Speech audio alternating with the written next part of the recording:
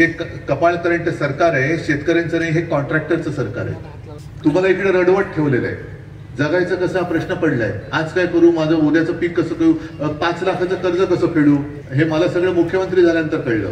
मंत्रिमंडळाच्या बैठकीमध्ये रखडलेले प्रकल्प असतात, ते मुद्दामून रखडवले जातात, त्याच्यामध्ये पैसे खाल्ले जातात आणि मग वेळ गेल्यानंतर आता एवढे पैसे कसं होणार, हे वाढलं ते वाढलं ते वाढलं, मग वाढव, मग त्याला म्हणतात सुप्रभात. पण आपलं चांगलं चाललेलं शेतकऱ्यांसाठी मी चालवत असलेलं सरकार यांनी गद्दारी करून का पाडलं? कारण मी असे चाळी यांचे होर येत नव्हतो. मला प्रामाणिकपणे सांगा, किती जणांना शक्तीपीठ महामार्ग पाहिजे? कोणाचंच काम नाही. कुठे कुठून कुठे जातोय हा? अरे मला वाटलं गुवाहाटी. मग इथून सुटले का थेट पळून तिकडे गद्दार. मी तुमच्याशी संवाद करायला आलोय की पॅकेजचं झालं काय. तुम्हाला कल्पना असेल की आपण छत्रपती संभाजीनगरात दिवाळीच्या आधी एक मोर्चा काढला होता आणि त्याच सुमारास या सरकारने पॅकेज जाहीर केलं.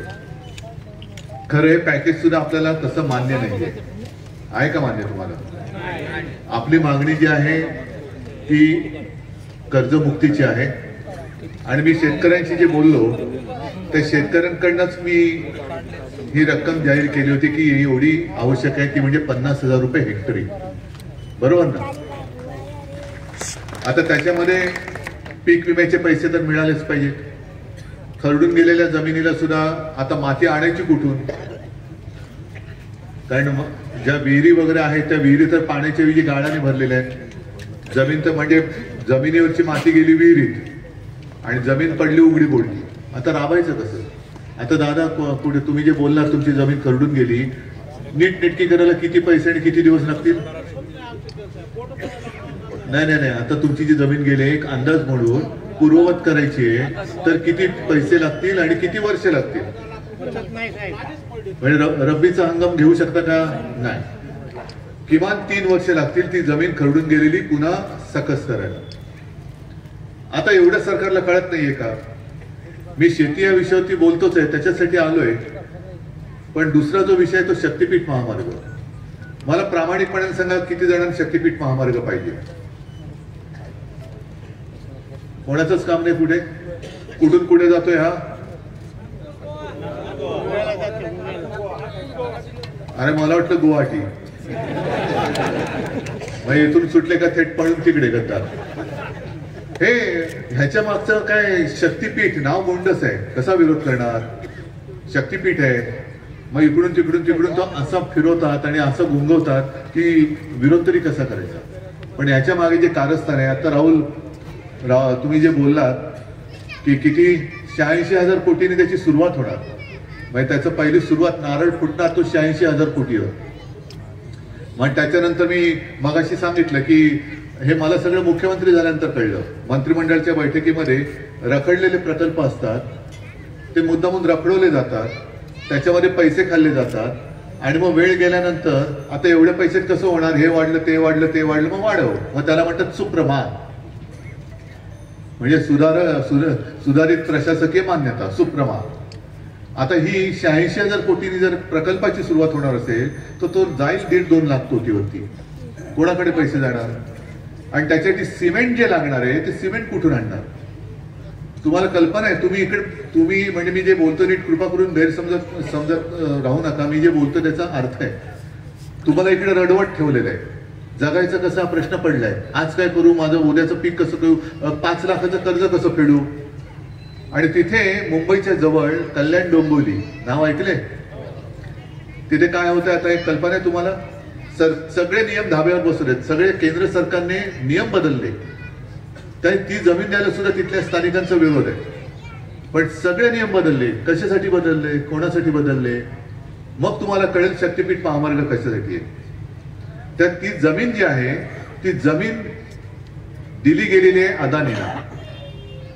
अदानी नाव ऐकलेत? आता अदानी तिकडे काय करणार आहे? काय सिंदूरची रोपं लावणार आहेत? अदानी तिकडे उघडणार आहेत सिमेंट फॅक्टरी. आलं लक्षात आता तुमच्या? म्हणजे सिमेंट फॅक्टरी कोणाची? यांच्या दोस्ताची. ती तिथल्या स्थानिकांचा विरोध डावलून तिकडे त्यांना नियम सगळे डावलून त्यांना ती फॅक्टरी देणार. म्हणजे आज सगळ्या राज्यभर जी बोंबाबोंब चालले, अजित पवारांच्या पोरासाठी सगळे नियम बदलले, नियम डावलले. इकडे तर सरकार नियम बदलूनच टाकतंय. कोणाचं सरकार? म्हणजे तिथे परत सांगतो, तिकडे जमीन द्यायची नाही म्हणून स्थानिकांचा विरोध आहे, इथे मार्ग होऊ नये, जमीन द्यायची नाही म्हणून स्थानिकांचा विरोध आहे. पण अदानी सगळे सबकी सब भूमी गोपाल की, तसं सब भूमी अदानी की. हे जे कपाळ करंट सरकार आहे, शेतकऱ्यांचं नाही, हे कॉन्ट्रॅक्टरचं सरकार आहे. आणि माझा स्पष्ट आरोप आहे की म्हणून आपलं चांगलं चाललेलं शेतकऱ्यांसाठी मी चालवत असलेलं सरकार यांनी गद्दारी करून का पाडलं? कारण मी असे चाळे यांचे होऊ देत नव्हतो. जी काही कर्जमुक्ती मी तुमची करू शकलो होतो ते थेट तुमच्या हातामध्ये, तुमच्या खात्यात पैसे आले होते की नव्हते एवढं मला सांगा. आणि ते थेट येत होते. आत्ताचे पॅकेज जाहीर केले, का थेट पैसे येत नाहीत अजून? मुख्यमंत्र्यांनी जे निवडणुकीच्या आधी सांगितलं होतं की भाजपचं सरकार आल्यानंतर आम्ही शेतकऱ्याचा 7-12 करू, कोरा कोरा कोरा. त्याच्या मागे सुद्धा एक गणित आहे. कारण 7-12 कोरा केल्यानंतर तुमचं नावच जाईल. मग चालेल 7-12 कोरा. बरं 7-12 कोरा करणार तर कर्जमुक्ती कधी करणार? आता म्हणतात योग्य वेळ आल्यावरती करू. बरं आता मला काय शेतीतलं कळत नाही बाबा. तुम्ही मला सगळे शेतकरी दार आहेत ना, किती शेतकरी तिकडे? सगळे किती जणांचे डोक्यावर कर्ज आहे? सगळ्यांचे डोक्यावर कर्ज आहे. मग मी जी कर्जमुक्ती केली होती मला काय कळत नाही. मी तर थेट तुमच्या खात्यामध्ये पैसे जमा केले होते. तुमचं कर्जमुक्त तुम्ही झाला होतात की नव्हतात? आता जे मुख्यमंत्री म्हणतात की आता ते का कर्जमुक्त करत नाहीत? कर्ज माफी, माफी हा त्यांचा शब्द आहे. कारण बँकेचा फायदा होईल. आता बँकेचा फायदा म्हणजे बँकेत पैसे न भरता कर्जाचे कर्जमुक्त कसं करणार? आणि आता नाही तर 30 जूनचा त्यांनी मुहूर्त काढलाय. मग आता जर का कर्ज माफ तुम्हाला केलं त्यांच्या भाषेत माफ, तर बँकेचा फायदा होणार असेल तर जून मध्ये जर कर्जमुक्त केलं तर बँकांचा फायदा होणार नाही. कसं हे आम्हाला सांगा. पण हाही प्रश्न वेगळा आहे. जून महिन्यापर्यंत बँकांचा तगादा जो शेतकऱ्यांच्या मागे लागला, आता तुम्ही बोललात ना 5 लाख रुपये कुठून भरू, 7 लाख रुपये कुठून भरू, हा तगादा काय बँका लावण्याचं थांबवणार आहे? बरं मग सगळ्यांनी असं ठरवलं जून मध्ये कर्ज माफ होणार आहे तर कर्ज का परत फेडू? आहे सुटका मिळते. बँक तुम्हाला सांगते हप्ते भरले नाही तरी चालेल, जून मध्ये कर्ज माफ होणार आहे. रब्बीचं कर्ज तुम्हाला नव्याने मिळणार आहे. पुनर्गठन करणार म्हणजे आहे ते डोक्यावर चढणारच आहे. आणि सरकारने एक ओळखले तुम्हाला की हा शेतकरी भोळा आहे, ह्याच्या कोपऱ्याला गुळ लावलं ना तर बिचारा त्याचं दुःख तो सोसतो, तो झेलतो जास्तीत जास्त. पण सरकारला काय करणार नाही. हा तुमच्याबद्दलचा एक त्यांच्या मनात झालेला एक आत्मविश्वास आहे की हे शेतकरी काहीच करू शकत नाही. जास्तीत जास्त काय करतील ना. झालं ना 950. जर त्याच वेळेला कर्जमुक्त केलं असतं तर हे 950चे 950 लोक आज आपल्यामध्ये असते. त्या घरच्यांना काय सांगायचं आपण? काय त्यांच्या घरी गेलो तरी तर काय बोलू काय मी त्यांच्याशी? सांत्वन तरी कसं करणार? नुसतं जीवा इथून 4 किलोमीटरवरती केली. दुसरी आजच मी पेपरमध्ये वाचली, चंद्रपूर जिल्हा म्हणजे एकदम टोकाचा पूर्व विदर्भातला, तिथल्या राजुरा तालुक्यात एका यशोदा राठोड नावाच्या 68 वर्षाच्या महिलेने का बँकेने तगादा लावला. या सगळ्यांच्या पाप हे सरकारच्या डोक्यावर टाकायचं की नाही टाकायचं? जबाबदार कोणाला धरायचं?